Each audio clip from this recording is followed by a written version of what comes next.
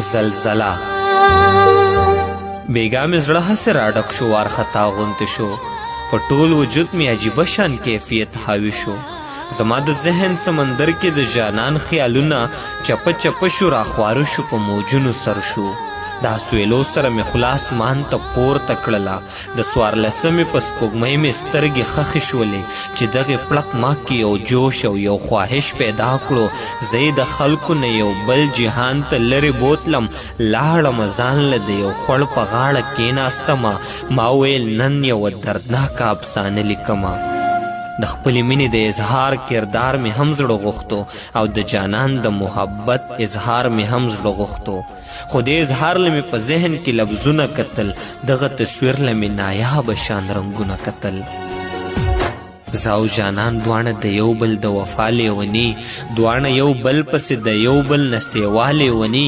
زمونږ ذهنونه په یو بل کې اغېږلي ښکاري، زمونږ زړونه هم یو بل سره تړلي ښکاري. خو وخت زما او د جانان مینس کې دیوال جوړوي، ما ته د غنو او هغه ته د اور ټال جوړوي. مونږ د حالاتو په دې ډوب او په دې سور تنور کې سوزو، خو بیا هم د یو بل په اسره ژوند تیروو. دواړه د یو بل د الفت په نوم سندرې وایو، د یو سپېڅلي محبت په نوم سندرې وایو. خو وخت هم مال په تندي د مینې تور لګوي، هم د هغې په لوپټه د تهمت اور لګوي. زه په تندي د مینې تور د عشق محراب ګڼم، خو ما د یار د لوپټې د تهمت داغ سوځوي. ټیک د هغه هم د تهمت له توره نو یریږي، خو زلمیتوب او پیغلتوب کې یو تضاد څرګند وي. زلمي د هرې فیصلې جرأت په ځان کې ویني، د پیغلو ډېرې مجبورۍ وي د زلمو په نسبت. څه خپل ناموس ته ګوري، څه د ننګ او پت مجبورۍ، ورله په زړه غنې راکاږي د الفت مجبورۍ. ما ته د هغې پښتنې او کلیوالې مینې هره خبره د پر هر زړګي ټکور ښکاري.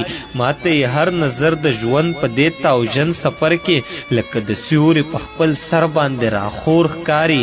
خو په رخسار او په لیمو کې حیا اوده ده، څه داسې نه ده چې پښتو مې د اشنا اوده ده. مانې تروړې د ژوندون د مجبورو تقاضې، د زړونه سیزې د وختونو د لمبو تقاضې. دا زه چې غلی یم په شونډو مې چوپیا خوره ده، دا زما لاس ته چې د صبر هتکړۍ پرتې دي، دا زما زړه چې په پرهر کې هم زبیرګي نه کوي، دا زما سوچ او زما فکر تخریب کار چې نه دی. دا د یار پت ته ګورم، دا د یار پښتو ته ګورم، ګنې قسم دی که یا دار او یا نیزو ته ګورم. ټیک ده چې زه یې په خلوص او په وفا مین یم، خو د دې هر څه نه زیات زه په حیا مین یم. ما ویل نن د څوارلسمې د سپوږمۍ په رڼا دا ټول رنګونه یوې سترې افسانې ته بخم. موضوع مې جوړه کړه، شروع مې په تحریر وکړله، د قلم ژبه مې د سپین کاغذ په مخ وهله. ما د ژوندون خواږه تراخه وختونه هم وستایل، ما د ازغو او د تڼاکو پښو کیسه هم وکړه. خو چې خبره د جانان پته و وفا له راغله، بیا مې خبره د جانان د مجبورو لیکله. زما غوږونو کې ښکالو شو او د پښو کشار شو، داسې ښکالو چې د جانان د پښو وږمې وې پکې. خو هیڅ باور زما په دې خبر نه جوړېدو چې دا ښکالو په حقیقت کې د جانان د پښو ده. راغله زما په خوا کې ستړې ستړې ودرېدله، سر یې زما په اوږه کېښودو او چغې یې کړې، ویل یې نور د وخت ظلمونه د زغملو نه دي، نورې په ژوند کې مجبورۍ او بېوسۍ نه منم. بل هموده مې د ناموس او د حیا په خاطر په خپل زړګي باندې د شنو غنو پنډونه یوړه. بل هموده مې د هغوی پښتو ته هم وکتل، څوک چې د مینې دښمنان د محبت قتلوي. هر څه چې کېږي که پښتو او که حیا به علمه، ګرانه جانانه که پښتو ګټم نو تا به علمه. نه مې پښتو په کار ده، نه مې ننګ او پت په کار دی، زما پر هر زړه له اشنا ستا محبت په کار دی. زه یې حیران کړم چې دا څه وشو او څنګه وشو، دا څنګه د کور نه په دې تور ماښام راووتله او بیا دا دومره جذباتي خبرې څنګه کوي. ما ویل خدای چې په دې لیونۍ څه چل وشو، که محبت به یې د زړه کور کې لمبې کولې، خو دې به بیا هم د ناموس او ننګ قیسې کولې. ما ورله ورو غوندې د سر نه خپل مړوند راتاو کړو، ورله مې اوښ کې د څادر په پلو وچې کړلې. بیا مې ترې ورو ورو په مزه مزه پوښتنه وکړه، جانانه دا محشر او دا طوفان له کومې راغی چې ستا د پښو نه یې د صبر زولنې ماتې کړې، چې ستا د پته او د ناموس په محل اور لګوي، چې ستا جذبات او احساسات د لمبو نه ډک کړه، چې د زړګي نه د بندونه د پښتو ماتوي. ما ته یې وویل جانانه تا ته څه ووایم چې ما د څومره تکلیفونو سره ژوند کړی دی، د خپل بدن او د خپل تن د واکدارانو نه مې ګرانه لالیه د همزولو په خوله ته غوښتی وې، خو ما نه تل هغه زما د تن بدن اختیارمند هغه حق تروړي کوم چې ما لره اسلام راکړی.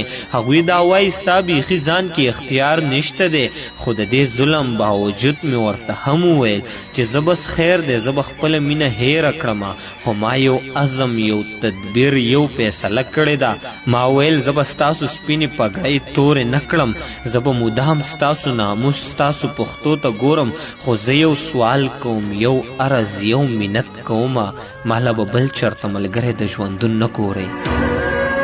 نن هغه خلک د یو څو پیسو ټکو د پاره زما وجود په یو بېمینې دمخور خرڅوي، زما د ګل غوندې ښایسته ښایسته ځواني جانانه لکه د تیلو د خورو لمبو په سکو شیندي.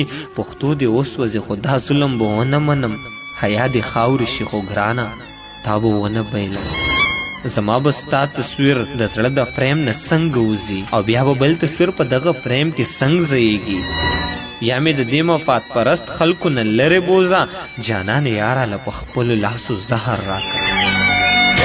د دې په شونډو چې د زهرو نامې رقص کولو دې سره سمه یو زورداره زلزله راغلله. ما ویل لاړه ځمکه وشلې، د دنیا ورانه شوه. ما ویل دغه دې ودانې ماڼۍ پرېوتلې، زما نه ګیر چاپېره چغې او سورې جوړې شوې، د کاله خلکو مې هم ماته اوازونه کول، څه د دې چغو هیبت، څه د زلزلې هیبت و. زما د سترګو نه خوب لاړو، وارخطا پاڅېدم، خلکو توبې ویستلې، خلکو دعاګانې غوښتې، چاپېره چغې او سورې وې چې دنیا ورانیږي. ما ویل افسوس تاسو زما له حاله څه خبر یئ، دنیا به بچي خو زما د خیال دنیا ورانه شوه، دنیا به بچي خو زما د خیال دنیا ورانه شوه.